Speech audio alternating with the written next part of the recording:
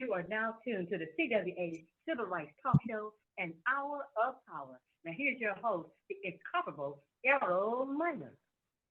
Good morning, human rights activists all over the world. Welcome back to Communication Workers of America, CWA Human Rights Hour Power, a justice-filled hour of talk, solidarity, and worker power right here on the KYOK 1140 AM and the all-new 106.5 FM. If you're visiting the beautiful city of Houston, you can take us home with you on kyokradio.org. It's about us.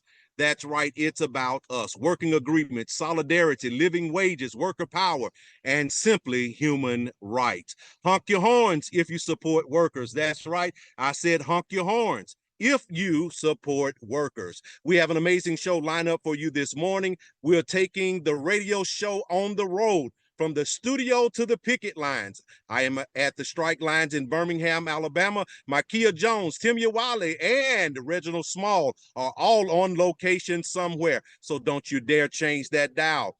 It's all about bargaining and it's all about voting.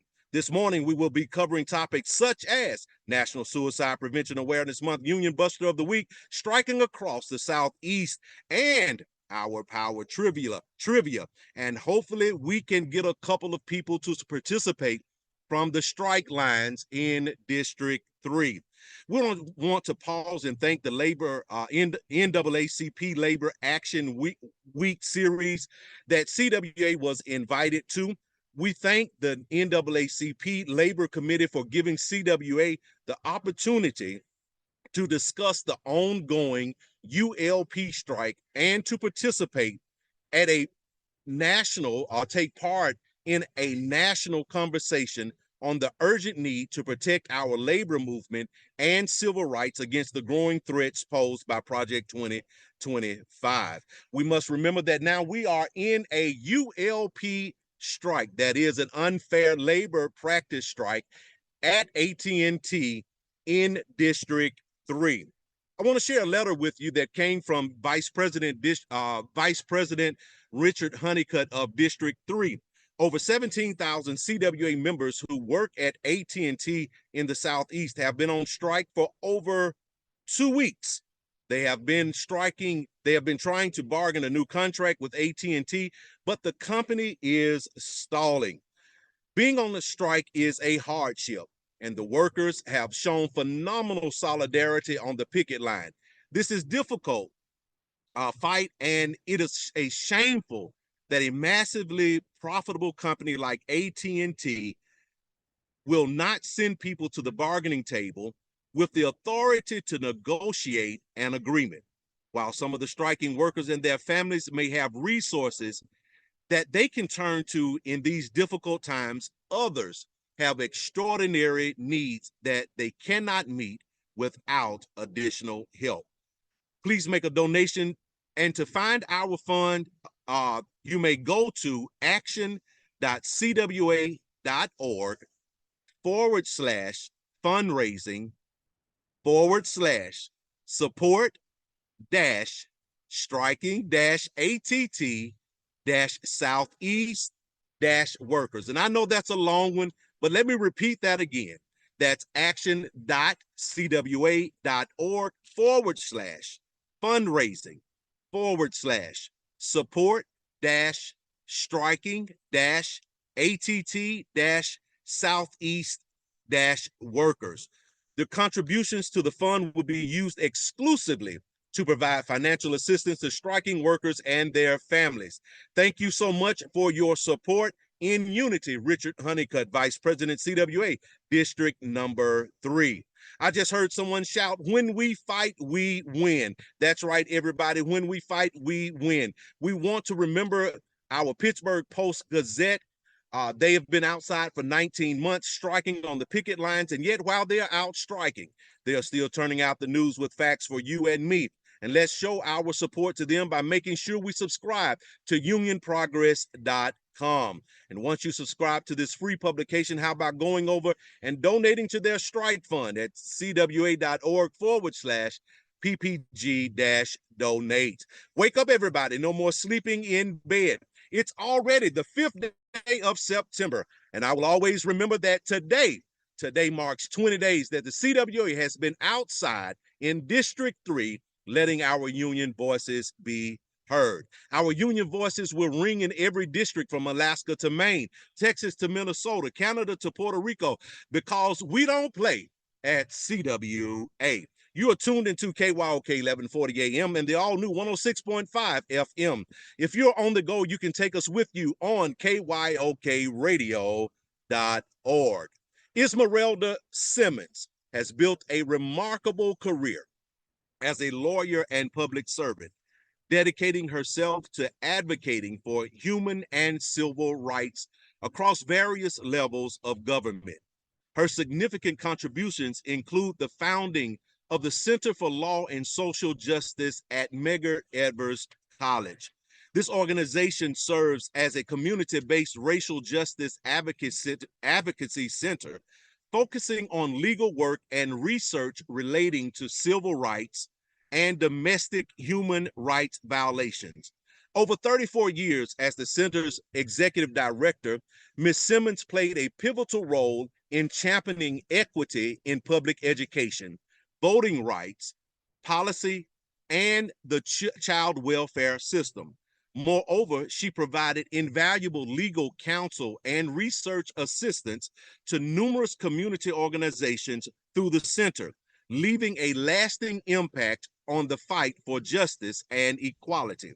Before establishing and leading the Center for Law and Social Justice, Ms. Simmons worked as the first deputy commissioner at the New York State Division of Human Rights. During her time there, she developed and oversaw the implementation of policies to support the human and civil rights of New Yorkers. She also served as an assistant attorney general for the state of New York. Additionally, she has been a member of several important public boards in New York City government, including the New York City Board of Education and the New York Districting Committee. Ms. Simmons volunteers her skills and currently serves on the board of directors of UPROS, a climate justice organization, the Council of Elders for African Cultural Heritage, and Little Sun People, an African-centered early childhood education center.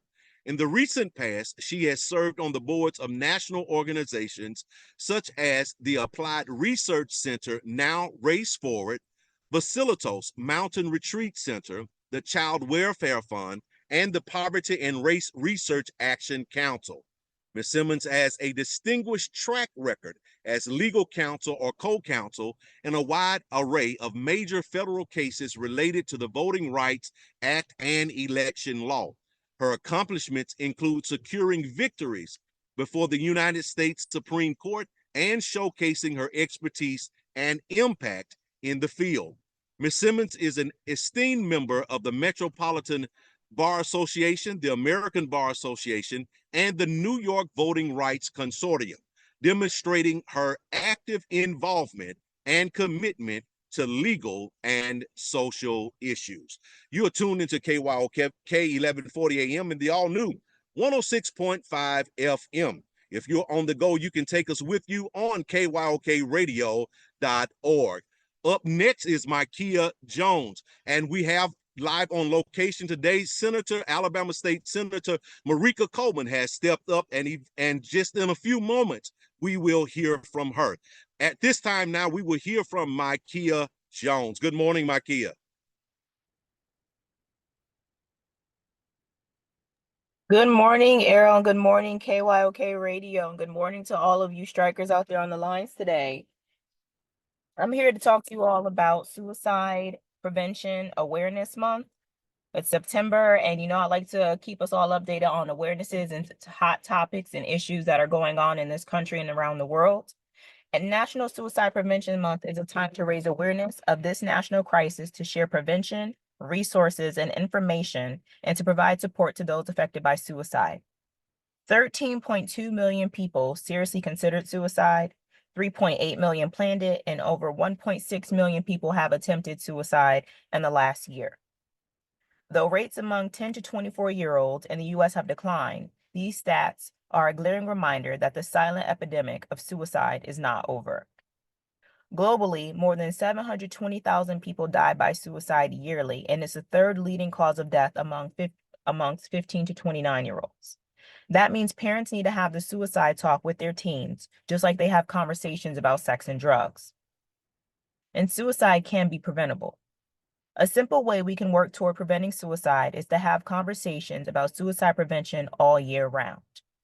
It has been identified as a national health problem according to the American Foundation for Suicide Prevention, and depression, anxiety, and substance abuse are most often associated with suicide. Sometimes there are warning signs. Warning signs to look for include changes in behavior, especially those that are entirely new and related to a sudden loss or change, increased use of alcohol or drugs, isolating from family and friends, and visiting or calling people to say goodbye. There are some situations in which someone who's suicidal and planning for a longer period will show behavior or emotional changes, as well as other risk factors, like unusual behavior and with potentially lethal items such as firearms or pills, giving away cherished belongings, excessive or insufficient sleep, withdrawing or isolating oneself, getting highly intoxicated or driving recklessly, talking about wanting to die via suicide or otherwise, struggling to come up with reasons to live, feeling like a burden, unneeded, or as if they don't belong anywhere or with anyone, feeling hopeless.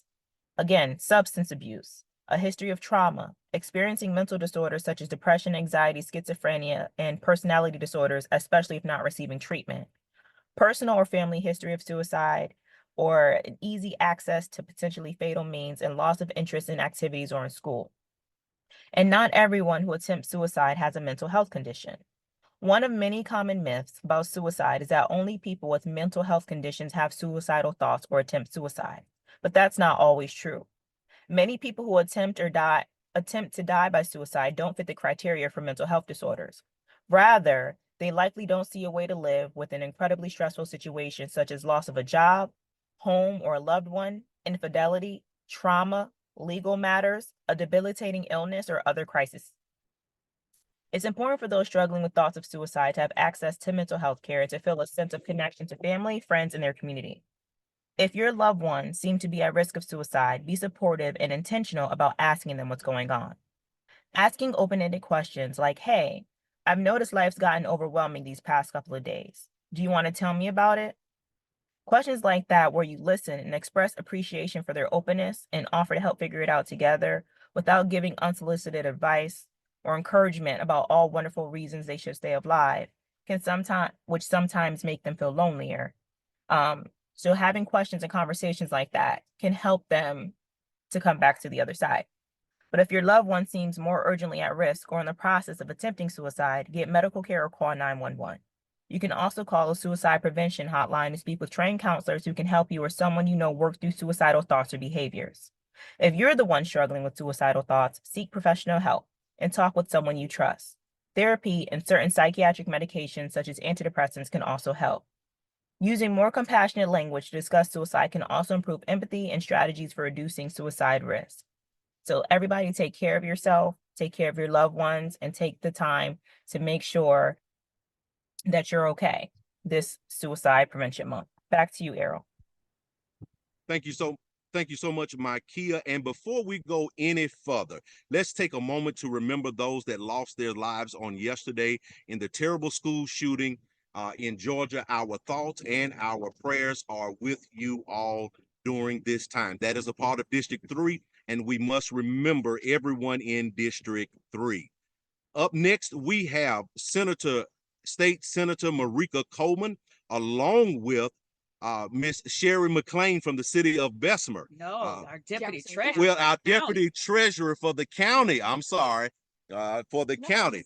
All right, so we have these two political supporters with us today, and we're just so happy to have them here with us today. So, Senator, we're going to start with you this morning. We want to take the time out and just say thank you for taking time out of your busy schedule to be with us today, because for sure you have been running all over the country trying to take care of business for the state of Alabama, but not just the state of Alabama. You also bring it all the way home, and that's to CWA. Yeah. And we want to thank you for that today. And I want to thank you all publicly. You know, a lot of members that are listening today may have never heard of Marika Coleman, But 22 years ago, when I was running for office the first time, my godmother, her name is Audrey Faye Wagner. Yes. We call her Faye, Mama Faye. She made sure that as a person running for office that I understood the issues of the CWA, brought me before. Mm-hmm. That's right. 3902, right? That's right. 3902. That's right. You hear that, Reggie? 3902. And then moving forward just has always kept me abreast of what's going on, kept me accountable. And Errol, you have just taken that ball and run with it, through the years, stay connected, make sure that whether I was serving in the House of Representatives or now in the Senate, making sure that I knew what was going on with the workers. My background, I'm a military brat, but my family, they're union folk. Mm-hmm. Deputy Treasurer McLean's father. And so, just want to make sure that workers have a fair shot. And that's what collective bargaining is all about. And making sure that we have the folks at the negotiation table taking care of our workers so that they can take care of their customers. That's right. I mean, it just makes sense to me. Yeah. Thank you so much. Thank you so much. Anytime that we call, anytime I text you, no matter how late it is or how early it is, you're always responding. So I thank you. And then all of a sudden, like this week, we did the media blitz, and you dropped everything and came to us today. So I thank you. And Miss McLean, thank you so much for taking time out of your schedule to be with us today. God has always supported me over the last 12 years. And I'm also a union baby. I consider myself, because my father and my brother was with the United Mine Workers. So I know what it is to be on strike, my family, and how we pulled together and stuff. So I've always been a part of a union. My mother was a school bus driver, and she was a part of AEA. So we are union families. Yes. I believe in the union, and everybody should support the union. Yes, and our families go a long way back. Now, that's one thing about it. Look alike. Yeah, our families go, no, we're no kin, but our families go a long way back. McLean's and Miners, because my parents taught in the Bessemer school system. My father taught at Jess Lanier, and my mom taught at Davis Middle School, which is no longer there. And and then with all of us going to the same church, so we have been around a long time. So I just want to thank you all for being with us today. Now, I know you guys' schedules are packed.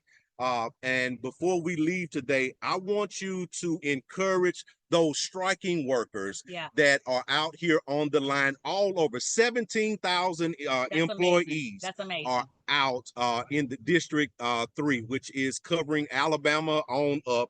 And so encourage those that are listening today.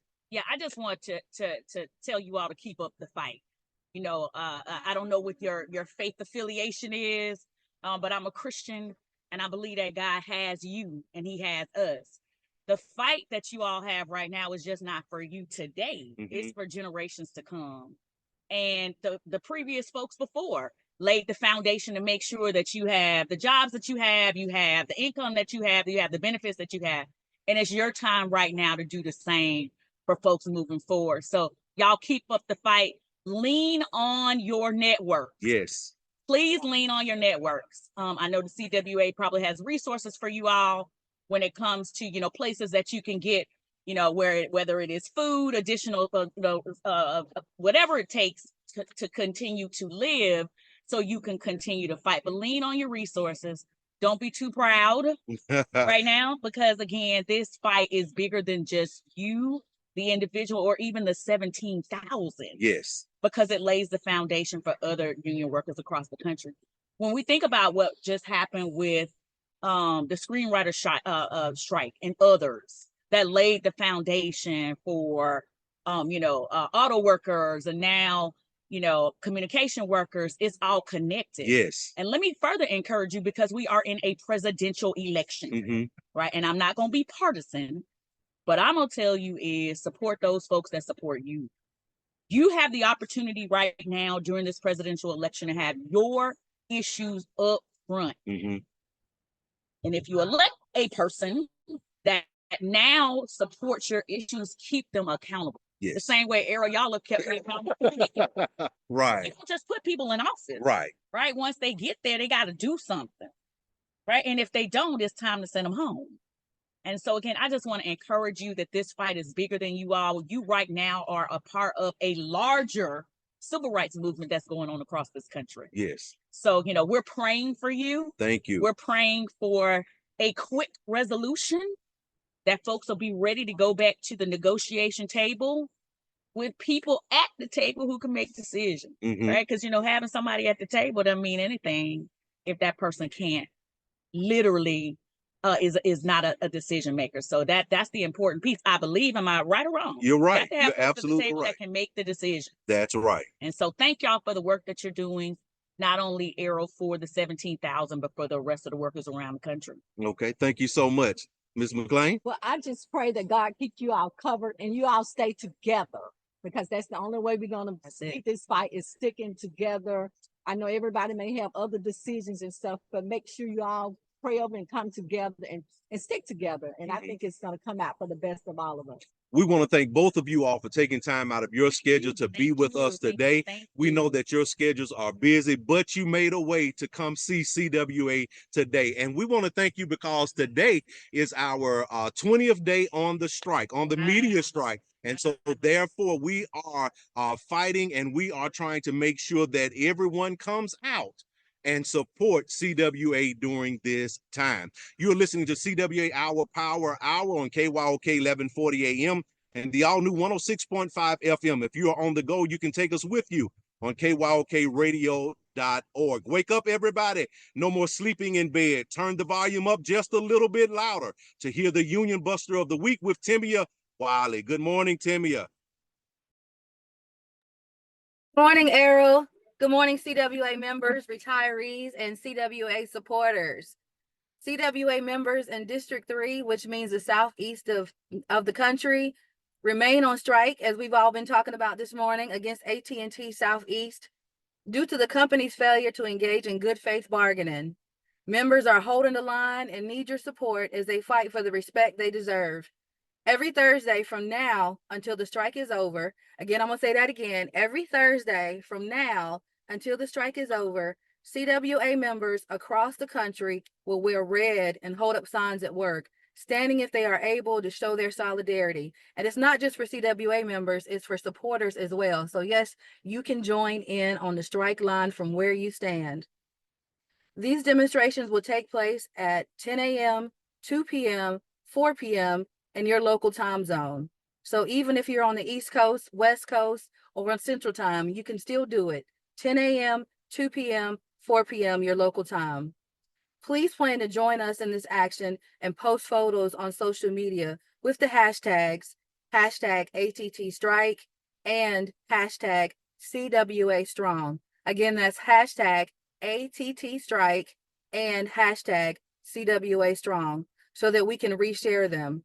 If you're not able to participate at work, you can take a phone with a sign, take a picture with your phone and a sign. You can make any kind of sign. We take any support you want to give. It's for the workers out on strike. The support goes a long ways. Just to stay legal, I'm going to give you guys a few bullet points about the strike. CWA members are on strike again at AT&T Southeast because AT&T has not been bargaining in good faith. We're only asking for them to bargain in good faith. We have filed an unfair labor practice charge against AT&T for not bargaining in good faith and for not sending representatives to the bargaining table with the authority to make decisions. I'm gonna read that again. AT&T has not been bargaining in good faith because they have not been sending representatives to the bargaining table with the authority to make decisions. The charges also address the company's refusal to bargain over mandatory subjects of bargaining, and they are reneging on agreements made in bargaining. AT&T workers on strike include over 17,000 technicians, customer service representatives, and others who install, maintain, and support AT&T's residential and business wireline telecommunications networks in Alabama, Florida, Georgia, Kentucky, Louisiana, Mississippi, North Carolina, South Carolina, and Tennessee. Our members want to be on the job providing the quality service that our customers deserve.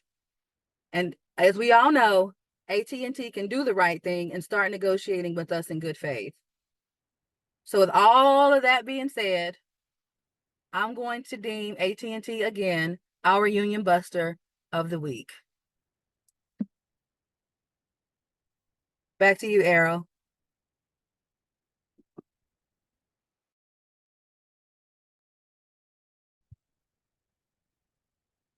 You are listening to the Communication Workers of America, CWA Human Rights Our Power, a justice-filled hour talk solidarity and worker power right here on KYOK 1140 AM and the all-new 106.5 FM. If you're on the go, you can take us with you on kyokradio.org.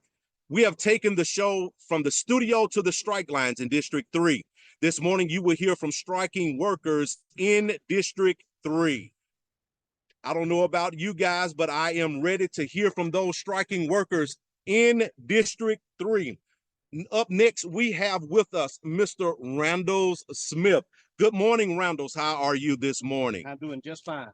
I'm so glad to have you here with us today. And I hope everyone that is tuning in, and I know we're having a little technical difficulties with hearing everyone, but we want you just to come in just a little bit closer and be patient with us.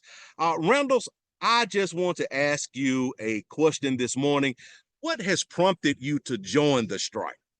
Well, I have been, the CWA has been with my family for 3 generations now. I'm 3rd generation CWA. We have both supported and been supported by the CWA 4 generations. And when they called, I couldn't wait to come up and do my part. All right. And how has the strike affected you personally and professionally? Well, I really like my job and I'm good at it, but I've also kind of gotten used to those reoccurring paychecks, and it has been a struggle. But if AT&T thinks that they can outlast me, they're mistaken. My resolve is strong.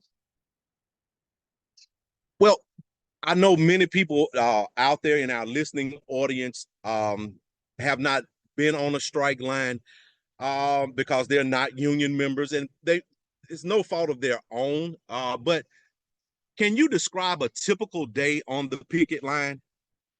Kind of feels like going home. I'm meeting with my brothers and sisters and siblings out there on the line. We're pulling strength from each other. They're pulling strength from me. It's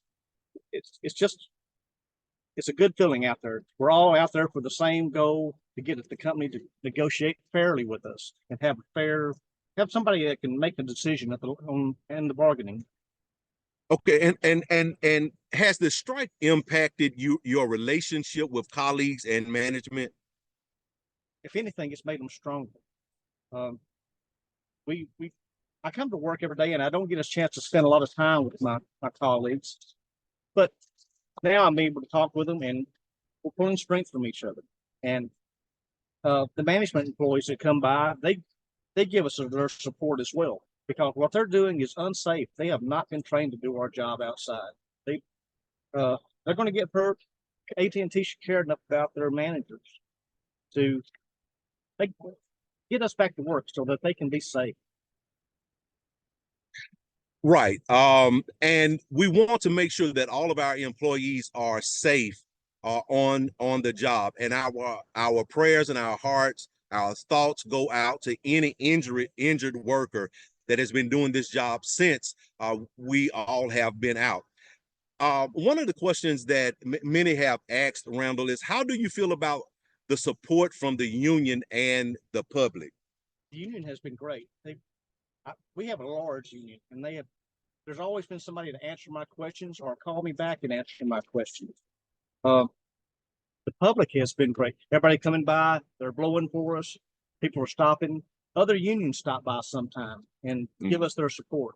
Poll workers have stopped by and talked with us. People have brought us water, and we've gotten food from some of the local businesses out there. So we have lots of support in the public up there.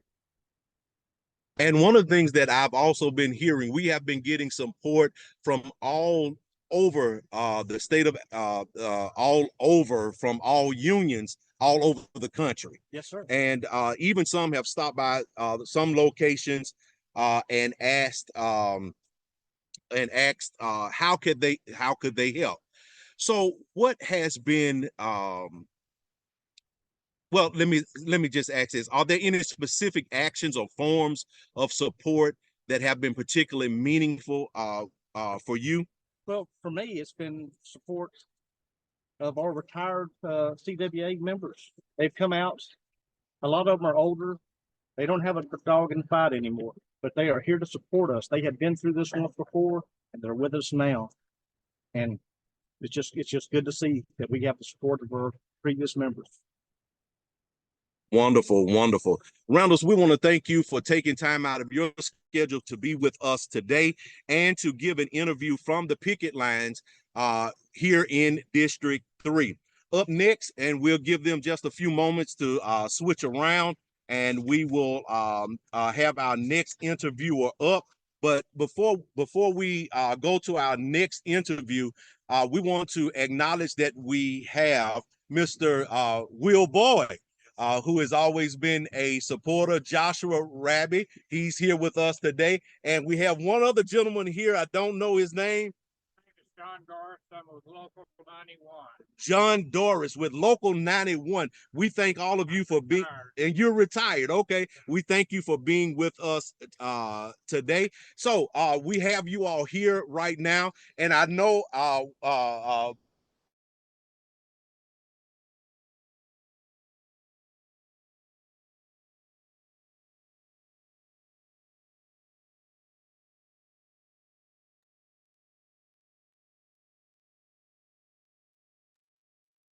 We may have lost a connection there with Errol, but I'm so glad that we're able to uplift everyone outside on the streets and on the strike. And again, I just want to encourage anyone, if you see any of us CWA members out there, and you will see us because we're going to be on the corners and on the streets and on the cul-de-sacs and on the highways and on the byways in our red shirts, to make sure you join the picket line. Don't be a scab. Don't cross the line. all right, we're back.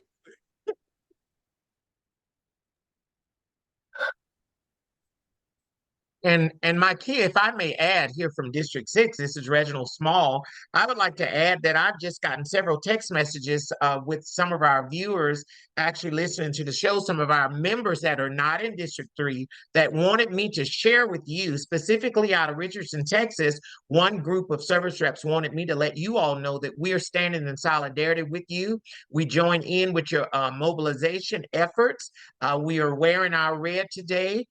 But not only today, they're going to step further and they're wearing their red every day to stand in solidarity with District 3. We are very well aware across the country that what happens in District 3 will affect us in other districts, and specifically in your neighboring district, which is District 6. And so we just want you all to know that we stand in solidarity with you today and every day.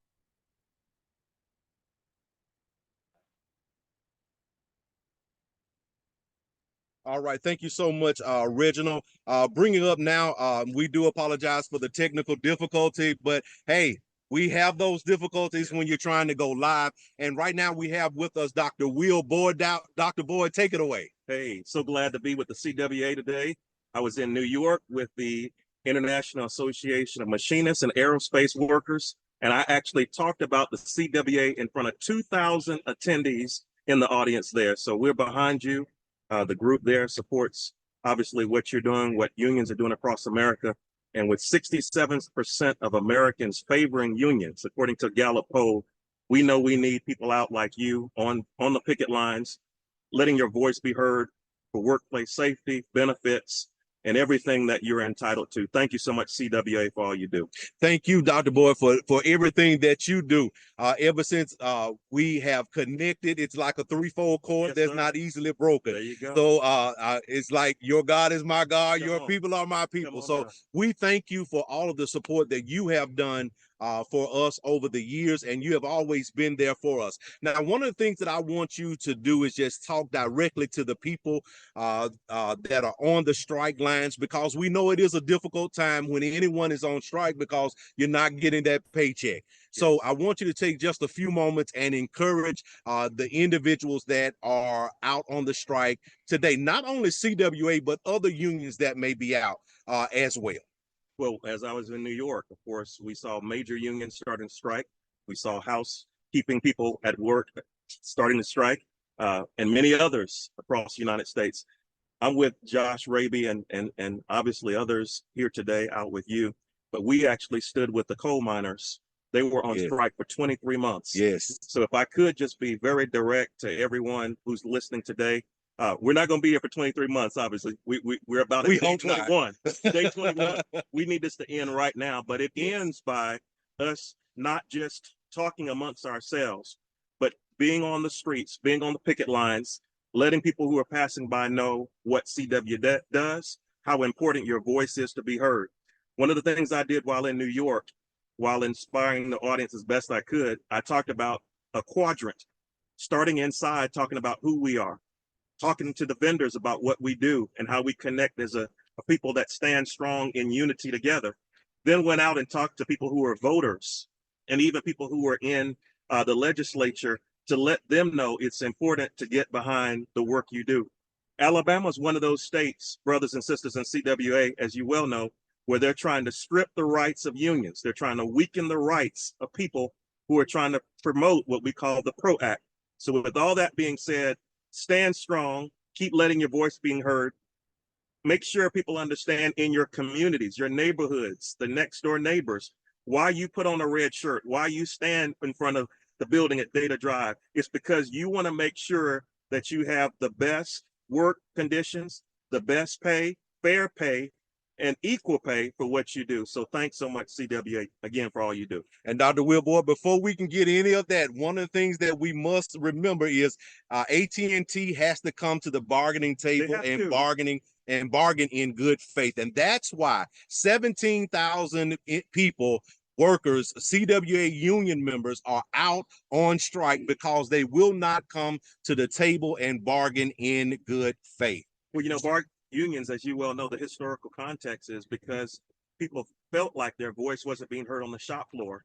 They sought to obviously create unions so that there was a voice and people coming together. So it's important to be unified and make sure we push that bargaining to take place. Yes, sir. Thank you so much. Joshua, step on in here. I know you have a few scattered remarks there. We want to thank you again for coming out, taking the time out of your schedule to be with us this morning. So will you just take just a few moments and encourage the strikers as well all over District 3, these 17,000 plus strikers that are out today? Absolutely. First off, CWA, where you at? Let's keep going. Let's keep building. Let's keep making it happen. Every time I come to the CWA building, I have to tell y'all I'm an honorary member. So whatever y'all want me to do, I'm there to do it. I want to encourage you all right now as you're on the picket line, don't give up. Whatever they're offering, it ain't right. Let's get to the point where they give you what you deserve. Let's get to the point where they respect who you are and the work that you do. I thank you for the things that you do. Let's keep pushing. Let's keep holding together. This is a family. So together, when one family member is hurt, we all hurt. So we have to stand together. But more importantly, here in District 3, y'all, we're going to make a loud noise. And we're not going to stop until everybody hears our voice. And from Data Drive on down to Montgomery to wherever else we need to be. But I want to encourage you that you're not alone in your fight. You're not alone in this. We're going to scream loud. We're going to chant.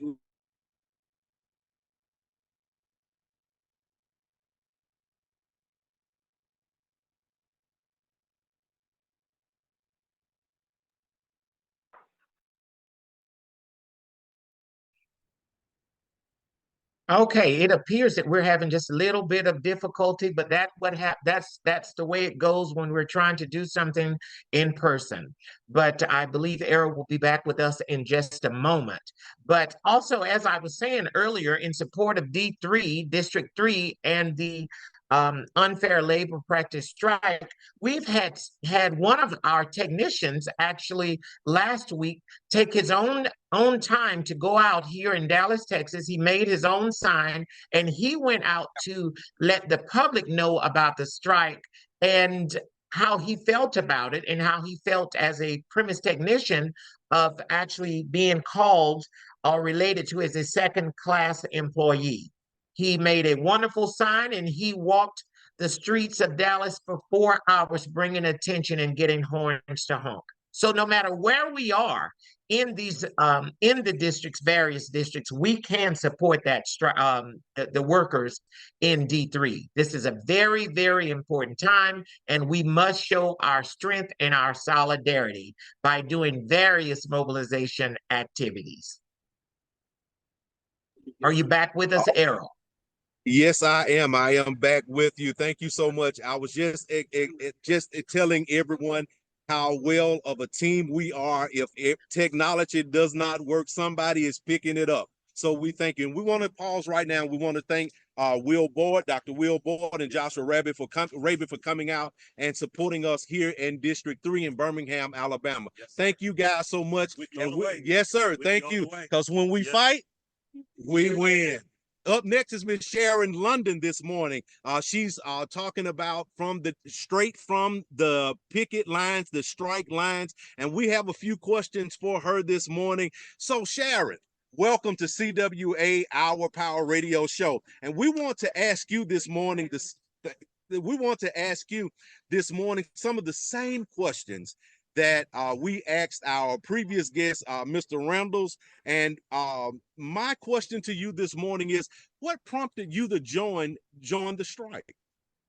Well, what prompted me is that old saying, or I don't know if it's a new saying, but anything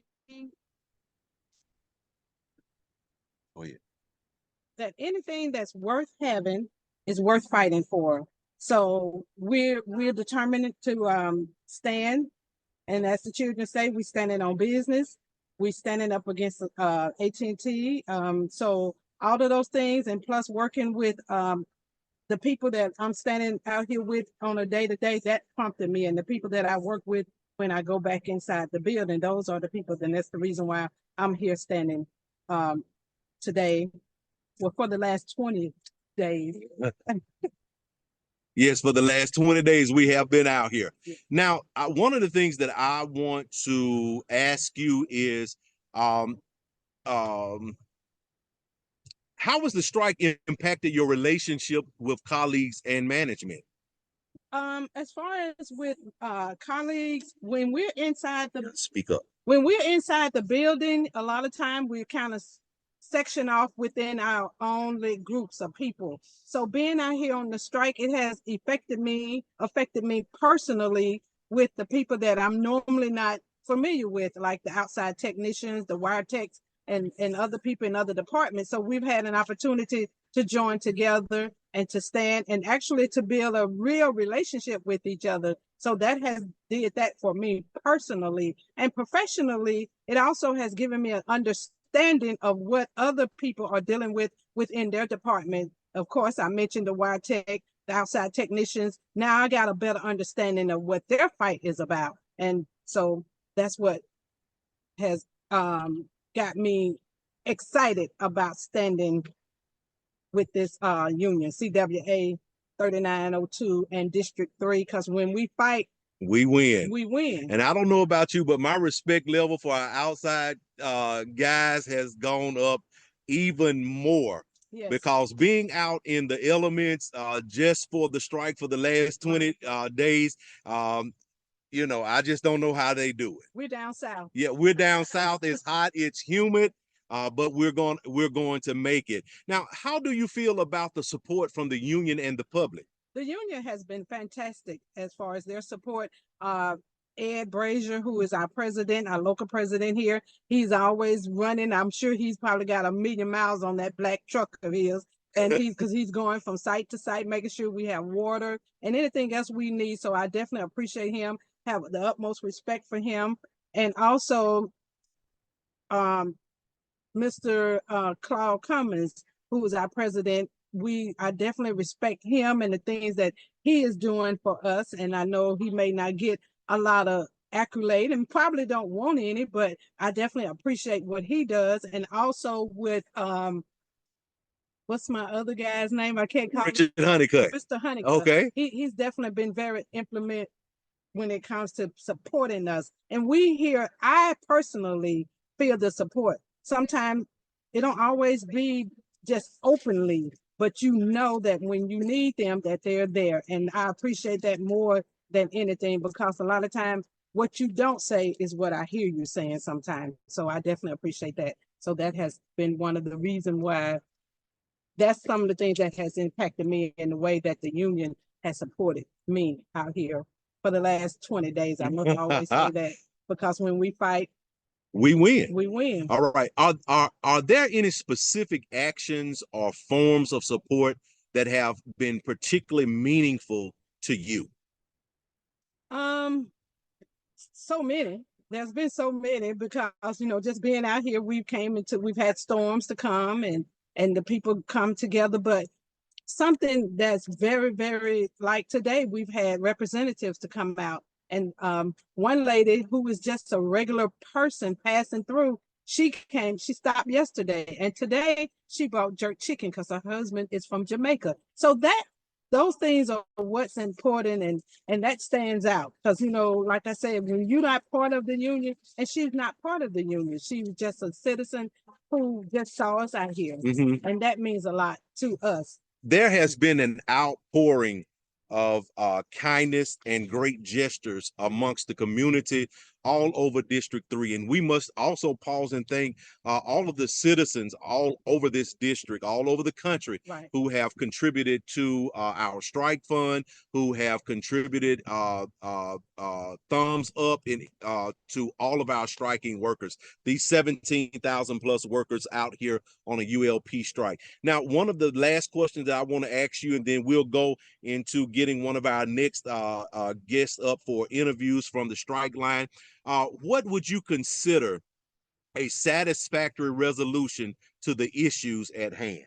A satisfactory resolution would be definitely the company coming to the table, negotiating fairly with us. We're not asking for nothing major, nothing out of the ordinary. We're just asking for the company to come sit with us, sit with those people who you considered are second-class employees. And then once you sit with us, you understand that we're not what you think we are. We are those employees that make sure that the job is done with this company. So we're asking for the company, if they come and they sit with us, negotiate fairly. That's what we're here for. We want a fair negotiation. Bring the people in who know how to get the job done, because we have sent our best to the table. So our expectation is that the company will send their best and negotiate with us and give us a fair contract. That's all we're asking. I've got one more for you, since you done got into it and you just really start digging in right there, Sharon. Let me ask you something.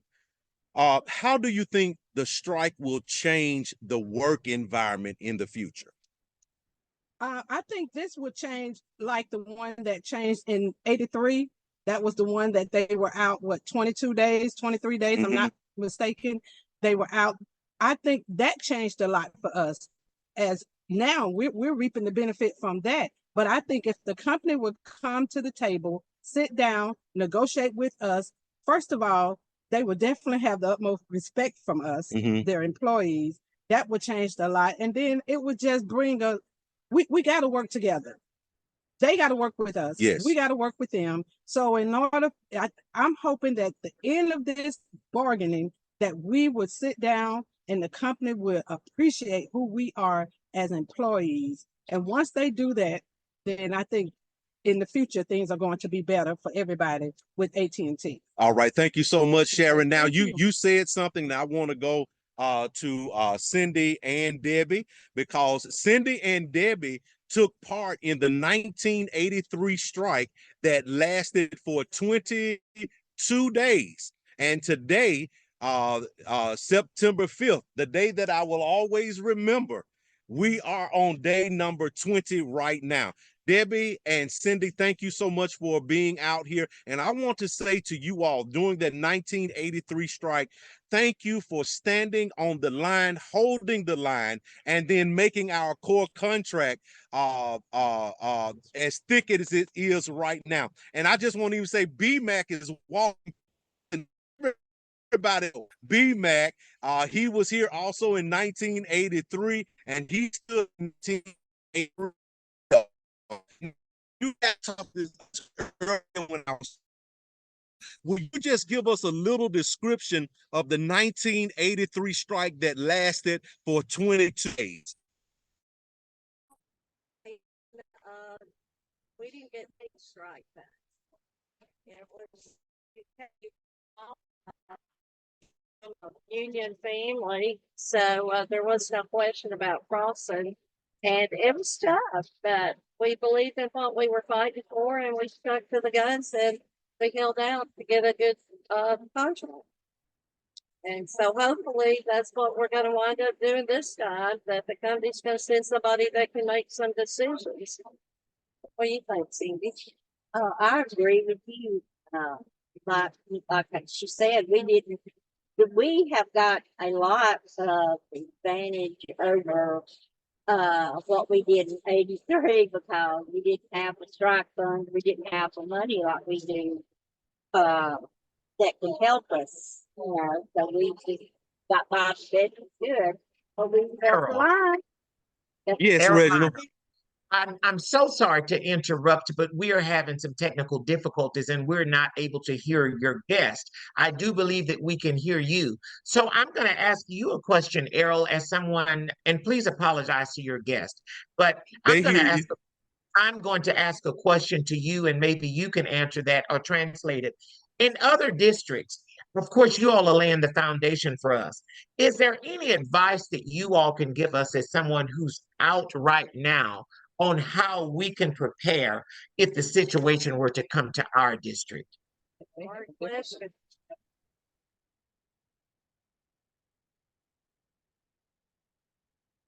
I believe that we have lost you, Errol. All right.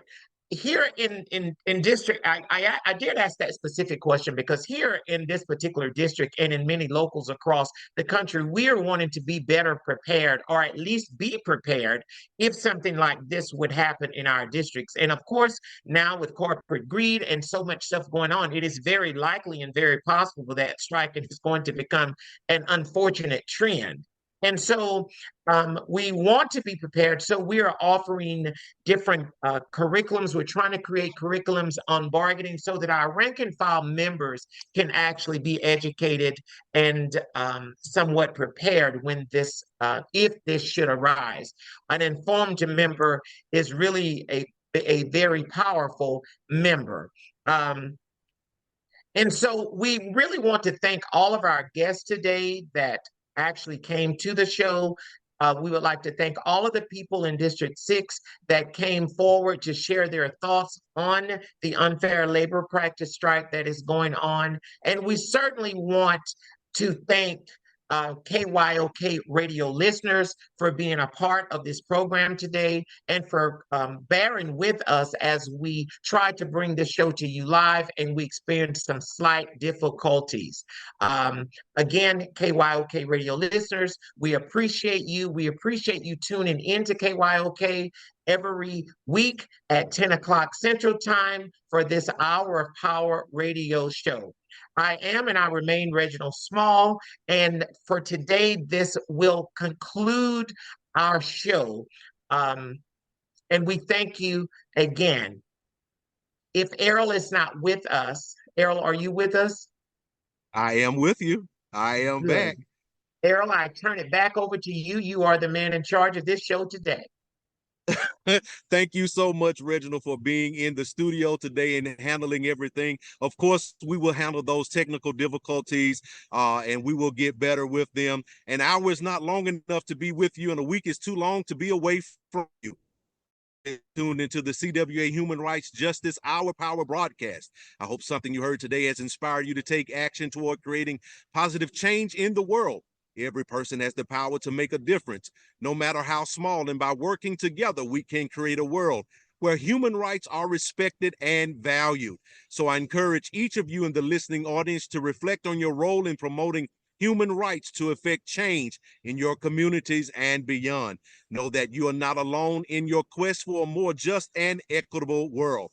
When faced with injustice, it can be easy to lose hope and give up. But remember, justice may be slow like the truth, but when it finally comes, it will stand. Until next Thursday, 10 a.m. Central Standard Time, right here on KYOK 1140 AM and the all-new 106.5 FM, KYOKradio.org. And I just want to continue to say we have politicians and everything still coming up. We want to thank all of our guests for being with us, all of the guests from District 3 who have been out on the strike line. Thank you so much. Anything worth bargaining for is worth voting for. Back to you, Linda J.